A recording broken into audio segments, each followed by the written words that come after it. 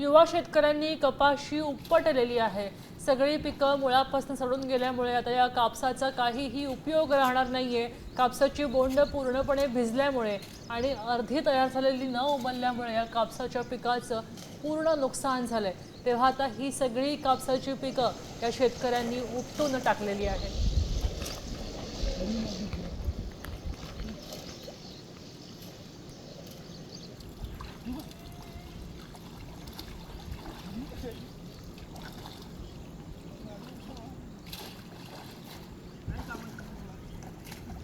मित्रा, तू कपाशीचं झाड का काढून फेकत आहे?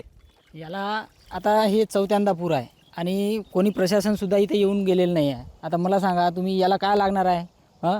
हे चौथ्यांदा पूर आलेला आहे, कोणी याला बघायला तयार नाही आहे। मला सांगा, सरकार काय मदत करायला लागला नाही, काय करायचं आता? तुम्ही सांगा, आता सरकार कोणी म्हणतं 8,000 देतं, 8,000ला आम्हाला याला लावलेला खर्चसुद्धा नाही निघणार आहे। मग काय करावं? अशी परिस्थिती आलेली आहे, तरी कोणी आम्हाला याला बघायला तयार नाही आहे कोणी इथं।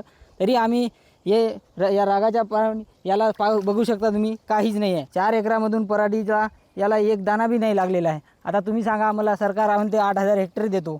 8,000 हेक्टरीमध्ये काय होणार आहे आमचे? तुम्हीच सांगा। आता कमीत कमी आम्हाला 50,000 रुपये हेक्टरी मिळाली पाहिजे, अशी सरकारला विनंती करतो आम्ही।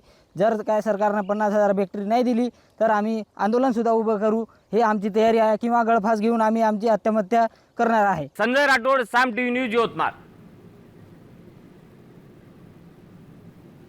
आपण पाहतोय की या शेतकऱ्यांनी अखेर आत्महत्येचा इशारा दिलेला आहे, निर्वाणीचा इशारा दिलाय। युवा शेतकऱ्याची ही व्यथा आपण पाहिली। आता isakal.com आहे देशातील नंबर 1 ची मराठी न्यूज वेबसाईट। प्रत्येक अपडेटसाठी isakal.com ला नक्की भेट द्या।